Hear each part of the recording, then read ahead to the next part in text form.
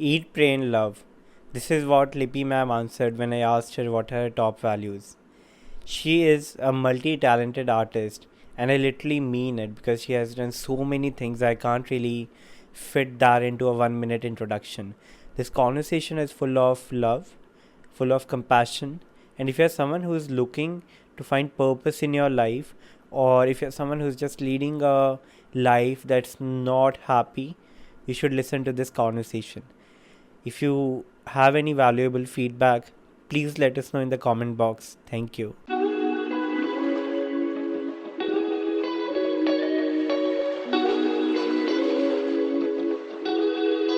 Ma'am, so we have spoken a lot of times on the phone, and this is for everyone who is going to view the podcast to understand what kind of magnitude of person you are, right? So when I Google someone, if I'm doing some research on a guest, I make sure that I do my homework, right? And then people don't usually go to the page 2 of Google because whatever they want, they get it on the page 1.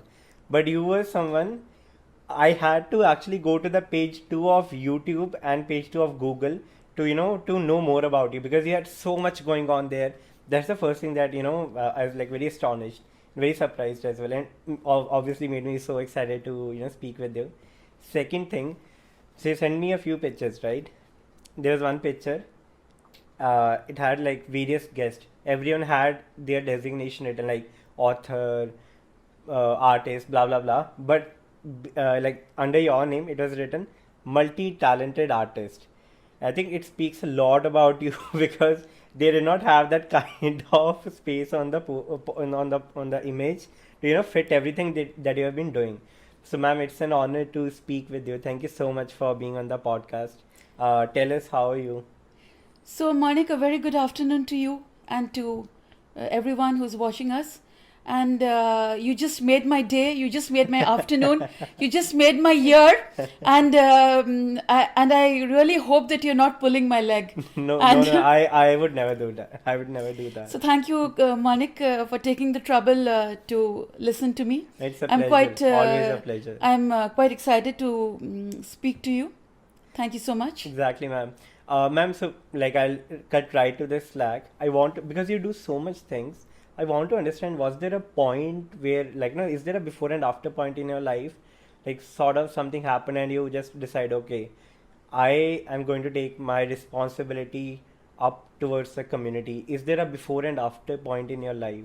Yeah, so Manik, I think you have asked me a question which is very, very important. I'm sure everyone has one such turning point in their lives. For example, you must have heard of Saint Francis of Assisi, who was the son of a wealthy Italian landowner, and he was quite a playboy, and he was enjoying life to the full.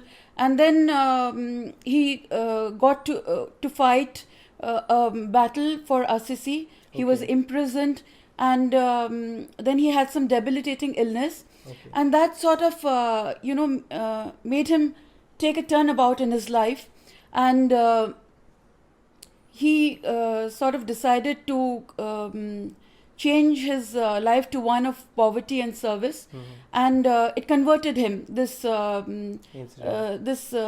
incident in his life, and he devoted his life to serving the masses.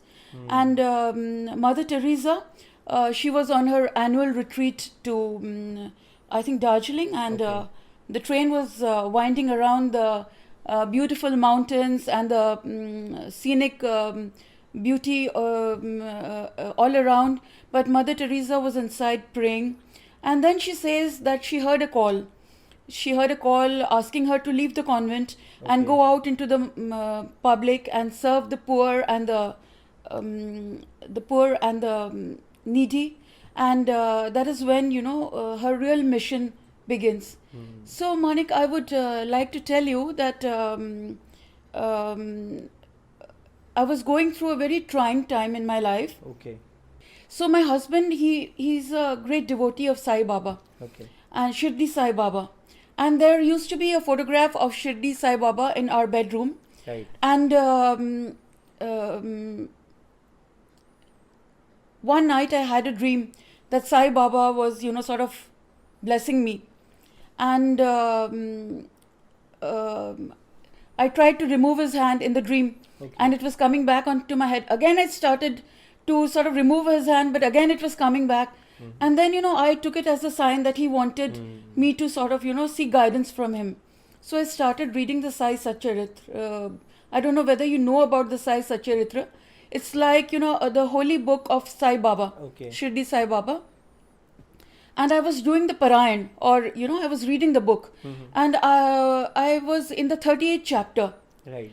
And the 38th chapter says that, the best of charities is the charity of food. And at noontime, like all of us are hungry, and the needy and the mute, those who cannot speak, they are also hungry. And if we feed them, then it's like feeding God himself. So this is the 30th chapter which I was reading. And I was taking a nap in the afternoon, and then I had this vision of Shirdi Sai Baba telling me that he was hungry. Okay. And I woke up, and I just realized that, he was asking me to feed him. And what was the way in which I could feed him? It was by feeding the needy around me. So I think that was the turning point in my life, where, I sort of had a vision of Sai Baba asking me to feed him. So, that was definitely a turning point in my life. That's a beautiful story, ma'am, and you remember it so precisely. I think Yes. it speaks a lot about you, that you remember the 38th chapter. Yeah. It's because you remember the details, it tells how huge it was for you. Yes. Right? And I think, it happened for good, because you have been so many things for the society. Ma'am, I want to ask, what was your age when this happened, when this incident happened? So, this must have been sometime around, I think I was just newly married, and I must have been 21. Okay, and ma'am, how has it impacted your life? I know you have impacted a lot of lives, but how has it impacted your life, after you have started being so much socially active? So, Manik, I just took it as Sai Baba's indication to me that this is what he wanted me to do. He was guiding me basically, and it was as though, he had taken me under his guidance, and he was guiding me. He's a guru, he's considered a guru, and as my guru, they say when the time is ripe, the teacher arrives. So I didn't go to Sai Baba myself. Sai Baba chose me. That dream I had of him blessing me at night when I was going through a trying time in my life, he chose me. I do not know why he chose me, but he chose me, and he guided me, he showed me the way. Right. So, ma'am, because you do a lot of things, how do you manage your time? And I believe you have a gift of God actually. There is so much good time management skills. So if you can also share it with me and anyone who's going to listen to this conversation, how do you manage so many things? And everyone has 24 hours. How do you manage so much? So, Manik, I wish I had been an American, where I could have spoken to you more. The Americans, they say, they know a lot about time management, and they have different techniques how to get a work done faster. They know all the techniques. But here I am, an Indian, and not a very good time manager, I think. But Manik, I think because now we are in the throes of the pandemic, so much of our activities are curbed. True. So I have a 12-hour day from 7 in the morning to 7 in the evening, where I take out my art materials out into my garden, and I'm chilling in nature, enjoying the early morning sunlight, and the flowers blooming around me, the chirping of the birds, and the cuckoo calling, and you find so much beauty in everything. Yeah, I'm sort thing. of one with nature, and I I start painting early in the morning, and it goes on to the till 7 o'clock, and then this is thank God, because of Corona, I'm getting so much time to devote to something I love. Okay. And so at the end of the day, I like to take a shower bath, where I visualize myself, getting rid of all the tensions and all the stress, and then I'm sitting in front of my altar, chanting. That gives me tremendous peace. And so that is basically, how my life is, quite calm and collected, and united to nature and the Almighty, the God of the universe. So I'm quite a collected person who doesn't do much, but sometimes in the mornings, then there might be, I might have to speak on malnutrition, Okay. or I might have to go out for an inauguration of an ambulance for the disabled, or I might have to do something or the other. But otherwise, life is quite peaceful. So it's quite a peaceful day. Ma'am, one thing that I observed while you were answering, something that I told just, that you are very, like, you find beauty in everything. And one thing that tells me about you is that you're very mindful of everything. Even while you were having a conversation with us before this, I could see that the thing that, the most important thing at that time was the conversation we were having. You were not distracted at all, you were just into the conversation. Is it something that comes very naturally to you, or did you, like, practice it over the years? Because this is something I practice a lot, to not get distracted. And if I'm having conversation with you, it's just you right now, no one, nothing can bother me. And when I'm, let's say, taking a walk, I'll make sure that I focus on my breathing, I focus on how I'm walking, I focus on the cuckoo calling and the chirping birds and everything. So is this something that you practice consciously, or does it just come to you? So, Manik, I would like to tell you, as an artist, one has to be aware every moment, So that's the practice, as an artist, that makes me mindful of every moment. So, if you delve deep into any spiritual book or any great thought leader, they would tell you, live in the moment. Yes, exactly. That's Live in the the secret moment. of spirituality. That's the secret of good living. But I think it's my being an artist, that gives me this immense ability to focus on the little things and True. on the present. This is, I think, something as an artist, that has sort of, it's inbuilt into me. You see things very differently. And ma'am, because I know for a fact that you do a lot of charity work, a lot of your arts, you auction them, and all the proceedings go to charity.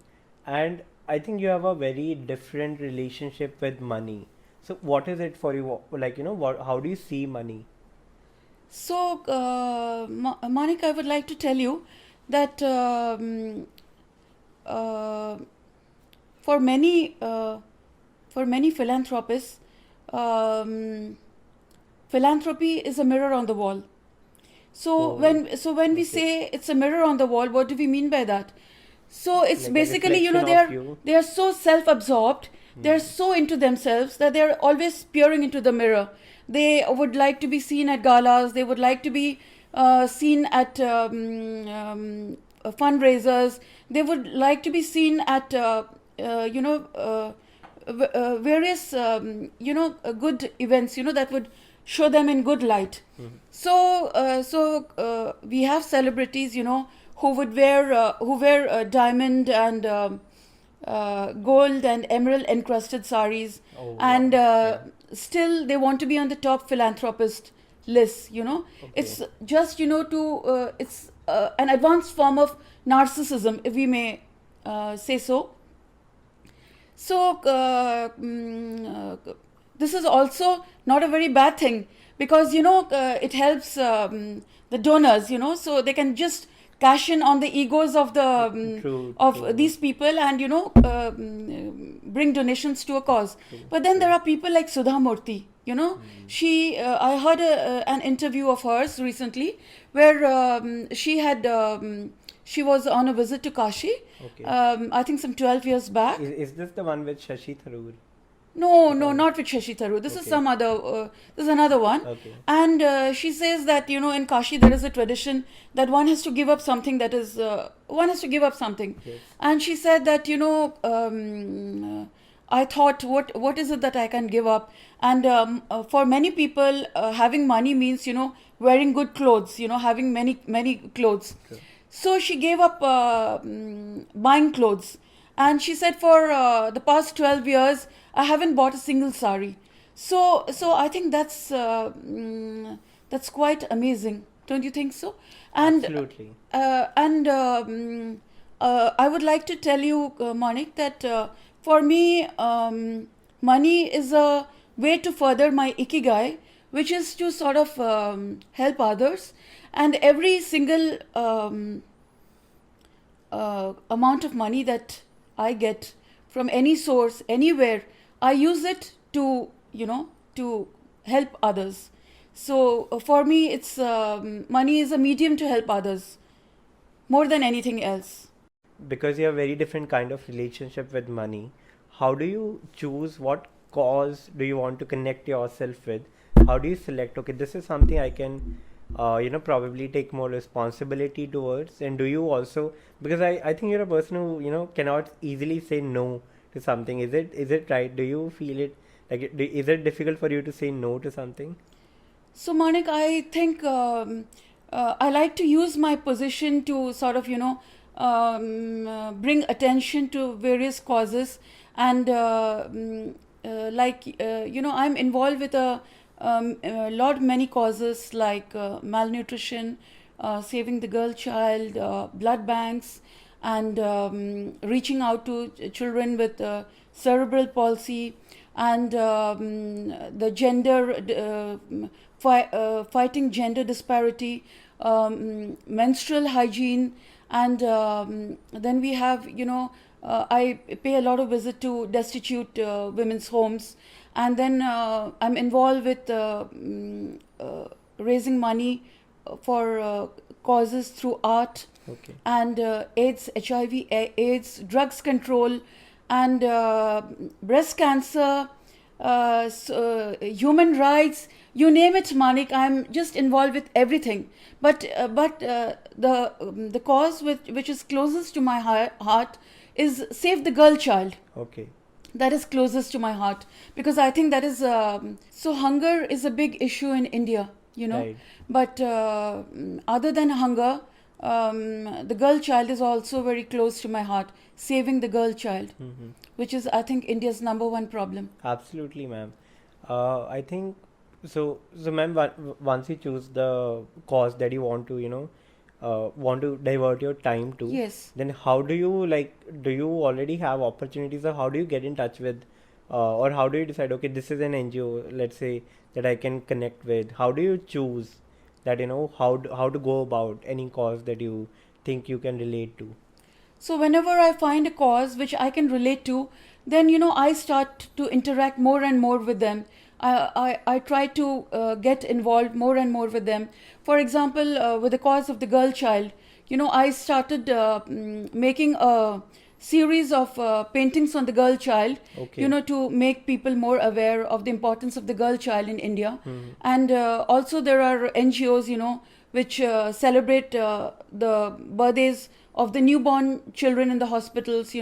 I join them in sort of celebrating the birthdays of the newborn girls, and I work closely with them.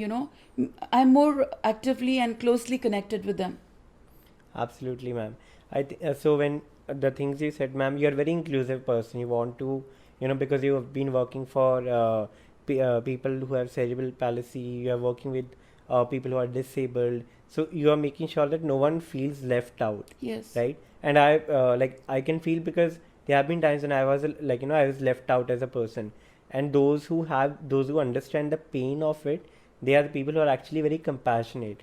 And ma'am, the conversations I've had with you, I can see a lot of, not lot, I think all the conversations, they come out of compassion, empathy, and sheer like understanding, and sheer understanding of human psychology, and sheer this, like you just want to help everyone, right? So what are your values, like, do you recognize your values, and how do you infuse them in your causes? What do you mean, like values? What do you mean by when you say values? So your personal values, what are your personal values? So I would like to tell you, Manik, that I like Osho says that when we accept who we are, life becomes a big celebration. It becomes full of psychedelic colors, and every moment is so juicy. Okay. And it's important to realize to accept who we are. So my values, if you ask me, would be eat, pray, and love. So That's a very amazing answer. yeah. Eat, pray, and love. So not many people look at that, but food is such a precious thing. True. Food is such a precious thing, and getting to eat it, getting food to eat every day. I celebrate my food. I celebrate my relationship with God, and I try to love as many people as I can. So if you ask me what my values are, it's eat, pray, and love, because there's a gourmet side to me also. Somebody who appreciates the food she eats. I think it's very essential that we be grateful for the food that we True. get to eat, because hunger is such an issue all over the world. And India, in spite of being the biggest food producer in the world, I think 1/3 of the children in India are malnourished. They are hungry. True. So it is such a blessing to be able to get food to eat. Absolutely, man. Talking about causes, ma'am, what are the major causes that North India is, major social evils that North India is facing right now, or the problems that North India is facing right now? So, Manik, I would like to tell you that I think right now we have one major problem all over the world, and that is the corona pandemic. True. And the corona pandemic has just wreaked havoc, and it's the same in North India as well. Yes. It's especially affected the marginalized communities, and the women and the children and people who live on the substrata. There we find a lot of gender inequality, and domestic violence has risen. You would be surprised to know that Dial 112 service of the Punjab police received I think 133 calls per day Wow. from March 20 to April 20. Okay. That's how the DG of Punjab, that's what he said. Wow. That it's risen by 34% domestic violence, and half of the population has gone below the poverty line. And so corona pandemic has really wreaked havoc in this part of India as in other parts as well. Right. Ma'am, a lot of people underestimate what one person can do. And they don't understand that every, small actions, they have a bigger impact. Yes. And ma'am, because you do so many things, do you have any personal story to share that, where you did something small but it had a huge impact? Or, there was there was a snowball effect, and whatever you did, it actually resulted into something very big. So, I'm sure I think you have a good story about that. So Manik, I'm quite happy with that question of yours, because we have this phenomena called mirroring, Okay. where people, where spouses copy each other, Okay. the students copy the teachers, Yeah. and people copy their favorite celebrities. We are actually from the line of the apes, no? So Yes, it's quite common for we us. have evolved in this way Yeah, that we yeah. want to copy. Yeah, so we, humans do a lot of copying. So Yeah. mirroring is a very common phenomena in society, and you would be surprised that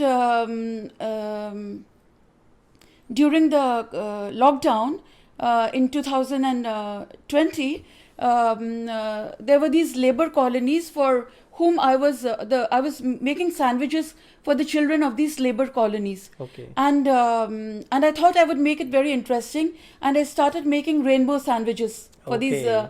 little children, and I used to pack it with chocolates and bananas, to make it a little Yeah. cheerful for them. And so I somehow the news just got out, and many of my friends saw the pictures of these rainbow sandwiches, and then the media pounced on it, and they were quite excited about the rainbow sandwiches that I was making for the children of the labor colonies. Okay. And so they thought it was something very exciting that I was doing. And actually many of my friends, they started cooking exotic food for the labor colonies. And I actually spearheaded that thing. I have a lot to thank those rainbow sandwiches for. They actually spearheaded a movement in which all my friends and many whom I did not know even they started cooking wonderful food for the children and sending it to the labor colonies. So I think that was quite exciting, the phenomena of rainbow sandwiches. And many of my friends even wanted me to host rainbow sandwich parties for them as well, So the rainbow sandwiches were quite a hit, and they brought some good into the labor colonies during the lockdown. That's a beautiful story. And so, one of my friends, I was telling you, he has come from Bombay. So during lockdown, he started something called fordailywages.com, where you would create a fundraiser. Let's say if it's my birthday, I'll create a fundraiser on their website, and I'll ask people to donate as much as they can. If they were to give me any sort of gift, don't do that. Just donate on the website. And what it does, you you click donate, the person from the website, they get in touch with you, they give you the address directly of any person who is a daily wager, and then you can order the groceries and deliver it to them directly. There's no mediator, you don't have to pay anyone, you just order it directly to their place. I think it's a beautiful thing, ma'am, especially during this lockdown. The people, as you said, the marginalized community, the women, they there's a rise in domestic violence. A lot of people fell below the poverty line. It's a horrible thing, and I'm very happy that people like you have been working so much for these for people who may not be able to afford even basic necessities during lockdown. And ma'am, another thing that you have been working really hard is the human rights. I saw a picture of you where you went to Tihad jail, and I because I've read a lot about Tihad jail, I understand how is it inside the jail. I understand, I've also seen the map of it and everything from a book called Black Warrant. So do you have any story to share? Because I'm very excited to know, if you have any personal experience from the Tihad jail. So Manik, generally I like to work with the inmates of the prisons, and when we were in Delhi, I thought it was a good opportunity to visit Tihar, because Tihar is, as you must be knowing, is the second largest prison in the South Asian network. Yes. And it has some of the most hardcore criminals. And I just wanted to have an idea as to I wanted to know that what makes these criminals tick, what makes them so bad, what makes them so dark, what pushes them over the boundary. Yes, basically. exactly, that's well said. So when I entered Tihar, I saw this this statue of Buddha. Okay. With and the jail authorities, they told me that the statue of Buddha was kept over there, because the story of Angulimala was narrated to these prisoners always, Okay. the dreaded criminal Angulimala, whom Buddha had reformed. Okay. So now when we entered, I saw these beautiful paintings of Venice and the gondolas, and then we went to jail number 4, which houses art behind bars. Okay. For the Tihad inmates. Okay. And so I spent a morning painting with these people, with these inmates, and about 100 of the chosen out of all of them. So I painted, and I got to sort of interact with them, and they had, there were pictures of flowers, on the walls. There were pictures of flowers and portraits of friends and relatives, and lots of flowers, lots of Benares ghats. And so as we painted together, I just got a peep into the psyche of these people. So it was like a dark shut world for them, where they would be depressed, they would be addicted, and they were crying all the time, and art actually brought light into their lives. True. Like Buddha with his preachings imparted so much of knowledge to Angulimala and transformed him. Art actually managed to transform so many individuals in the Tihad jail. And I met this guy called Muhammad Ayub. Okay. He had actually made I think 1.6 lakhs out of out of his paintings that he had made painted inside the jail. And so it gave them an opportunity to sort of focus on something that would bring meaning and light into their lives. And art had actually transformed the lives of these Tihad inmates. So art is a very transformative and an amazing tool. I think I realized that on my visit to Tihad, that art is a very, very spiritual thing.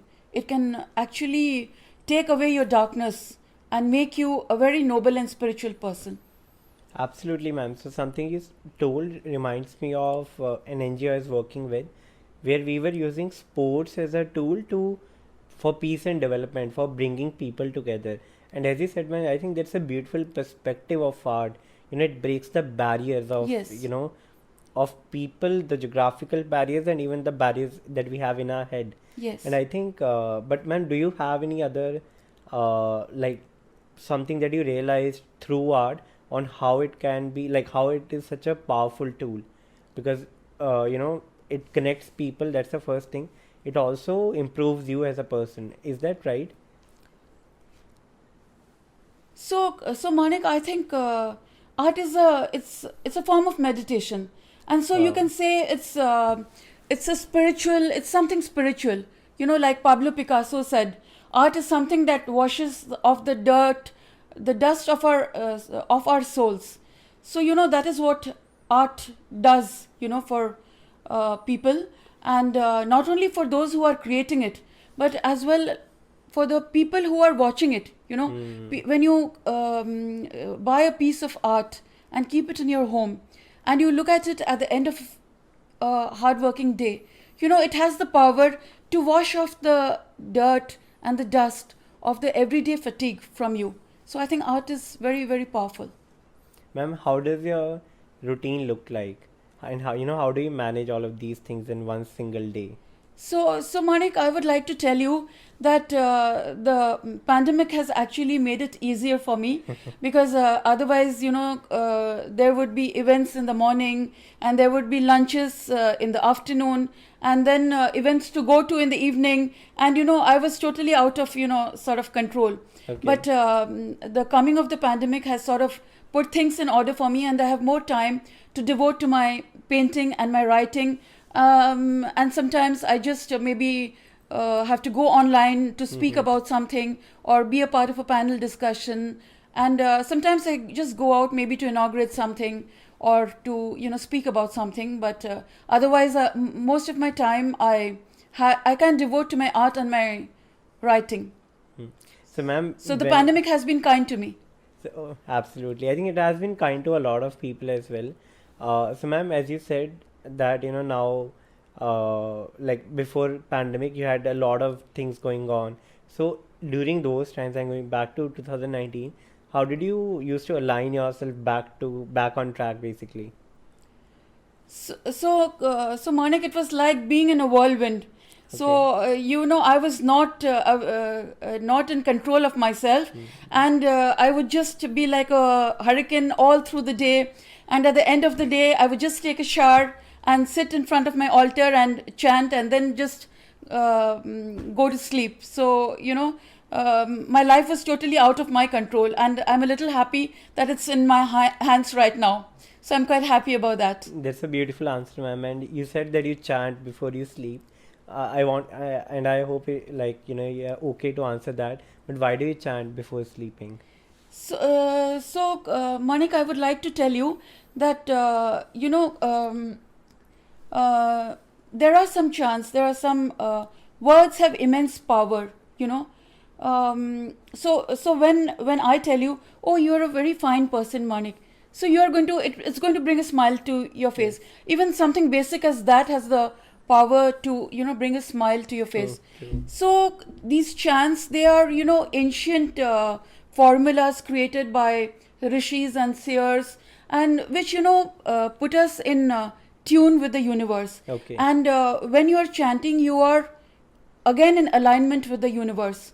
So that's a great way of de-stressing and of realigning with the world. At the end of the day, realigning yourself, putting yourself in tune with the universe, and it takes away all your stress, and it fills you with fresh energy and fresh life.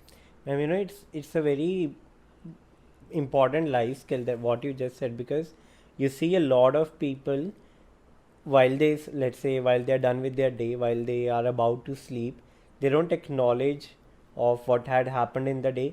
They don't de-stress themselves, they just go to sleep. And I think it's very dangerous, because you pile up the emotions inside you, the thoughts, they just clutter into your head, and that results in a lot of mental health issues. And ma'am, do you have any some tips on how to make sure that you de-stress yourself, how to make sure that you sleep with a peace of mind? So I think it's so important to de-stress at the end of a day, because we all have mobile phones, right? And we all remember to put it on charge before we go to sleep, because if we don't put it on charge, then it wouldn't be able to function the next day.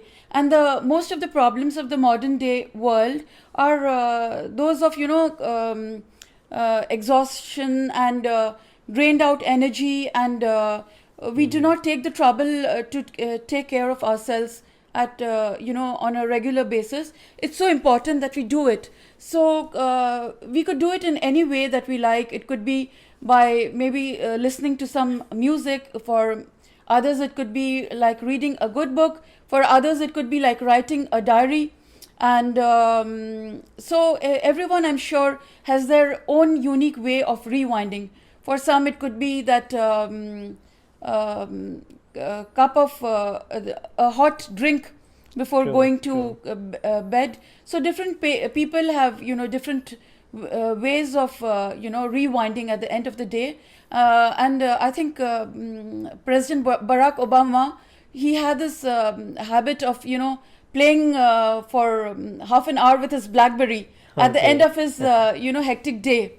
And I was quite amused that that was enough for the most powerful man to sort of de-stress. But de-stressing is so very important. Ma'am, but so does art also help you to de-stress? So, Manik, I would like to tell you, when you are creating art, you are one with your creation. And any kind of creation, the creative process is a very purifying process. It cleanses you of all negativity, it fills you with positivity, and it's the most uplifting thing, And I'm sure if you ask anybody who has ever practiced painting, somebody who's not a regular painter but who has practiced painting, they would just tell you what a kick it gives one. It's so rejuvenating, the playing with the colors and creating something, that is it's something very, very what shall I say, it's very, very beautiful. I It's think something very also amazing. very fulfilling because you create something out of scratch. Like, you Yes. create something from zero to something really Yes. beautiful. Yes. And ma'am, I believe writing, because you're also an author, Yeah, that's right. it's also, it's also kind of art, Yes. right? So what gives you the motivation to write, or, to pen down things that you wanted to? What gave you the motivation?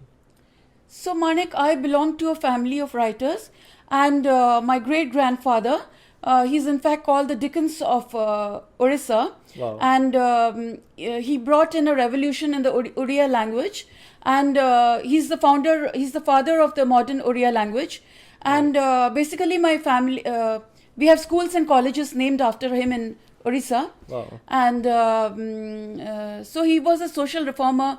He's called Vyasa Kavi Fakir Mohan Senapati. Okay. So, so writing is something that runs in my blood. Everyone in my family writes.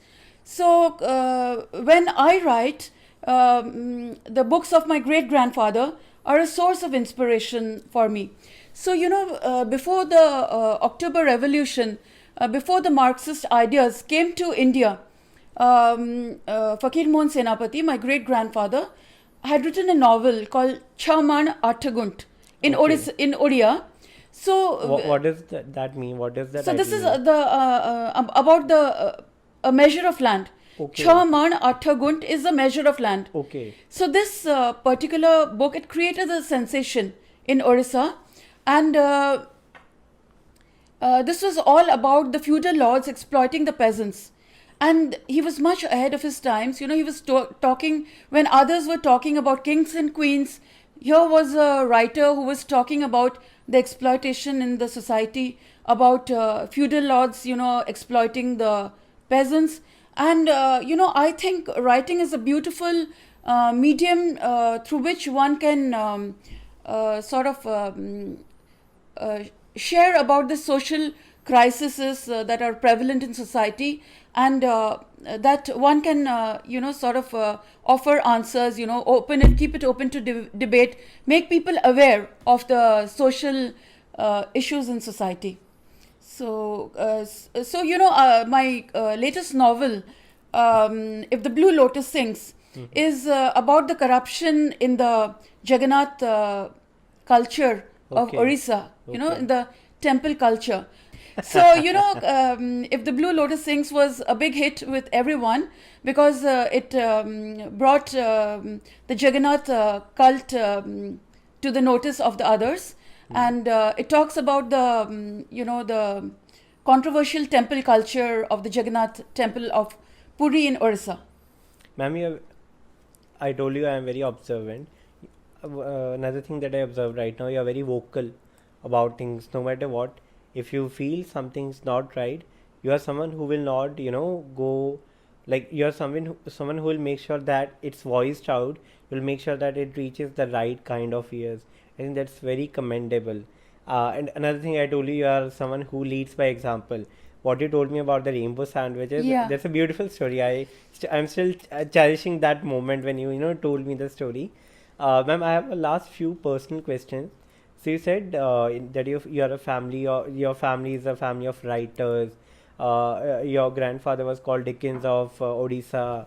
So it's like a, yes, it's an honor, first thing, but it also brings you a lot of responsibility, right? So ma'am, when you were young, let's say I'm talking about your teenage years, when you were like, yeah, when you were on the cusp of becoming an adult, and so did you ever feel this pressure of, that you have to do something? Did you ever feel it as a compulsion, or did you always know that this is the right thing to do and I have to do that? So, Manik, I never was very much aware that that I hold such a big legacy. To tell you the truth, it dawned on me very late that I was part of such a rich legacy. But then my father, who was also in the administrative services, he sort of brought some of his values into us. Okay. And one of those important values was that you should not be afraid to change the society around you, because even one person's effort would pay off, would bring in a lot of change. So these were the values that were brought in by my father. But for a very long time, I was not even aware that I was part of, such a huge legacy. But what lived on were the values that were instilled in us by my father and my mother. Right. Ma'am, so another question that I have for you is, again, it's kind of personal question, but what is the most personal cause to you, that is something that you relate to so much, and if I say there's just one thing that you could change around you, what would that be? You mean to say the cause which is most important? Yes, ma'am, that's very close to your heart. Yeah. So I would like to tell you, Manik, that saving the girl child is a cause which is very close to my heart. But even more closer is hunger. Hunger is a huge thing. And India being such a one of the biggest food producers of the world, has 1/3 of its children in malnourished condition. Yeah. So it should be, we should all think of this ancient legacy that we have of Atiti Devo Bhava. Devo Bhava. So when somebody comes to your door, they should be fed. And the Taittiriya Upanishad says that you should see everyone as same as you. The whole world is one. The Bhagavad Gita says the same thing. True. So saving the girl child is important, very important. But more important is, we should try to wipe out hunger as much as we can. I'm sure we can share a meal with another person. Absolutely. Many people these days, they don't believe in sharing a single their own meal with someone. Times have come to such a pass that they don't believe in sharing food. People don't believe in that anymore. But another thing, I wonder whether you've heard of Piplantri village in Rajasthan, where the head of the village, lost his daughter Kiran, and he went on this mission to save the girl child. Okay. So Piplantri village in Rajasthan is one village where when a girl child is born, so the villagers, they contribute 21,000 and 10,000 is taken from the parents, and then the money is set up and the girl is educated, and then the money that is put together is to be used when she gets married. So I think this is such an amazing example, because the problem of the girl child, you are not going to believe this, Manik. I would like to tell you that there was this young officer who was from Rajasthan, and he was blessed with a girl child. Okay. And as soon as she was born, this is quite depressing, and the next morning she had developed some kind of infection. So I was quite surprised that how did this happen.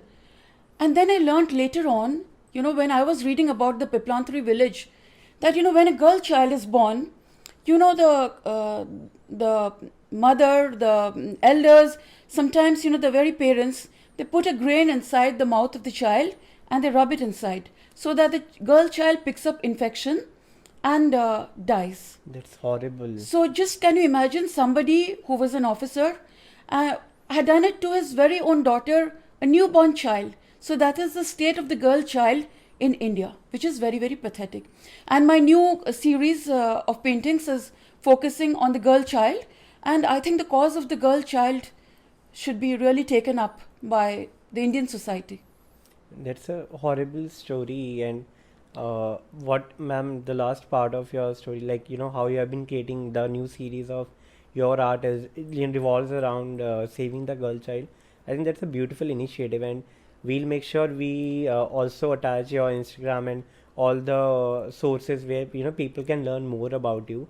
And ma'am, something you said that people are, even we have come to such times that we are not even, able to share a meal with someone. Yeah. Right. So ma'am, and something I said earlier, we underestimate what one person can do. Exactly. So what would be your advice to anyone who is watching this on how to do something about causes like poverty, hunger, saving the girl child, or or educating people? So how can one person, even if they don't have to go out of their way, just sitting at home, or just going out of their home and doing something, what are things that one person can do to improve quality of life of someone else? So, I would like to go back to the Taittiriya Upanishad, which says that once you realize that, of course, all of us are not spiritually evolved, but that's what the Upanishad says, that once you realize that the whole world is one, you would understand that your happiness lies in the happiness of others. And what I would like to say that in our own special way, in our own very own ways, where we are exposed to, whatever is within our means, we can share our food with the needy. We can share. We can bring up our girl children with love, give them good education, make them empowered, and we can maybe donate blood. We can maybe organize sports for cerebral palsy children. In our any very small ways, whatever little difference we can make. As as I'm sure you know, that tiny drops of water put together Exactly. make Creates an ocean. make an ocean. Yes. So these tiny good acts by every single person would make a huge impact, I'm sure. We should start making a difference in our very own lives. I think that's very important.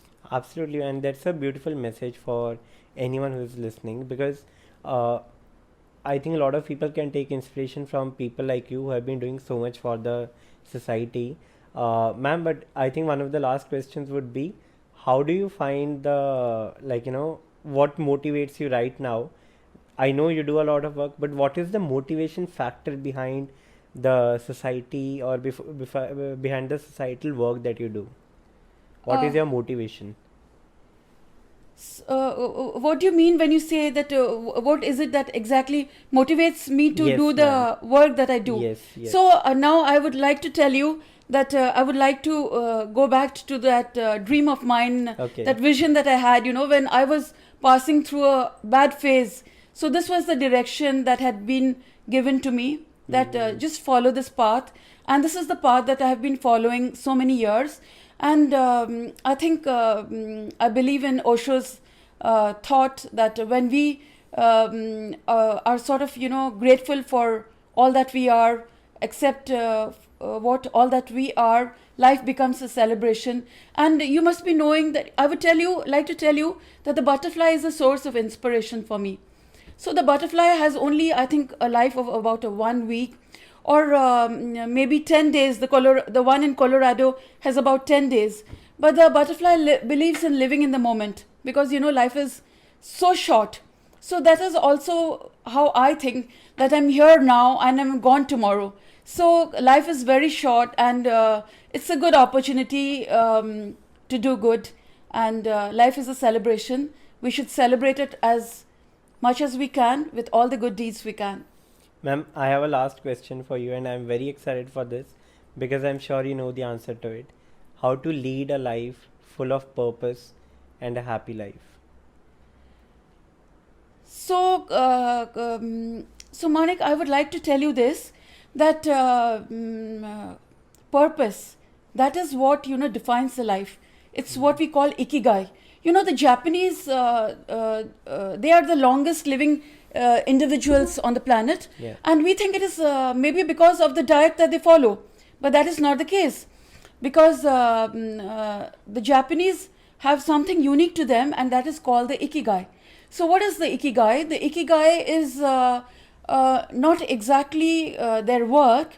It is something they do that influences their society as a whole. The society appreciates them for what they do.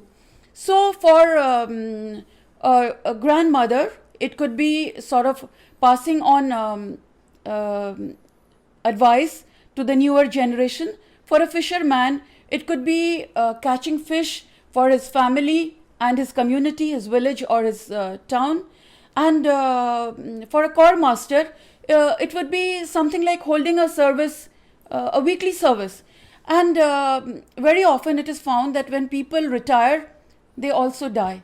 Why is that? Because they lose their ikigai, True. their reason to live. And it is so very important for all of us, to have an ikigai, our reason to live. And how would we find our ikigai? When there is something, that, sort of makes us jump out of our bed in the morning. Just think of that one incident which made you jump out of your bed in the morning because you were going to do it. That's your ikigai, and follow it. And because that's the secret of a happy and a successful and an altruistic life. So I think following our ikigai is the most important thing for any human. That's beautiful, ma'am. I know I said that's going to be the last question, but I have one last question, I'm sure. And that's very, like, this question matters to me a lot because I want to understand what is it for you. What is your aim for humanity as a whole? Because I know you're working towards it. I know you have some aim that, what you want to improve around you. So what is your aim for humanity as a whole? Because I know you're someone who believes that the world is one. We are, there's the geographical boundaries do not separate us. They are just there. But the whole world is, one single village. So what is your aim for humanity? So, Manik, like I told you, love is my religion. And I believe in loving people as much as I can. But then I would also like to tell you that in life, it is not where we reach that is important. It is in the little moments, that our ikigai lies. Wow. So I don't have any big goal towards which I'm working. But every moment of my life, I'm trying to do my best as much as I can. And I hope that will snowball into something amazing. I hope I can tell you one day that I've done something very amazing. But right now, I'm working on every minute, every second of my life to make a difference to the world. Ma'am, you're someone full with love, full with compassion. And if you notice, I had a smile throughout the podcast because it's such a pleasure to listen and talk. So, Manik, I also had a smile throughout because I was listening to you. So, I think it's both ways. I was enjoying my conversation with you as well. It was delightful. I was answering all your queries, and that was, sort of giving me a chance to explore my psyche as well. So, Manik, I must thank you for giving me this opportunity, amazing opportunity. Ma'am, it's a pleasure. I think it was a roller coaster for me because there are a lot of stories that were very devastating, and then there were a lot of stories that actually made me believe and trust more and more people, and to sort of fill my heart with joy that there are people like you exist very close to me. So, ma'am, thank you so much on being on the podcast, and I look forward to a lot more conversations. I hope this does not end here. So Manik, all those amazing questions that you asked me, that shows what a noble-hearted soul you are, and it's been a absolute pleasure, being in conversation with you today, and I've really enjoyed every moment of it. So, and I'm waiting for the day when I can share that great news that I've been able to make such a big difference in the world. I look forward to it as well, ma'am. Thank you so Manik. much. Thank you so much, Manik.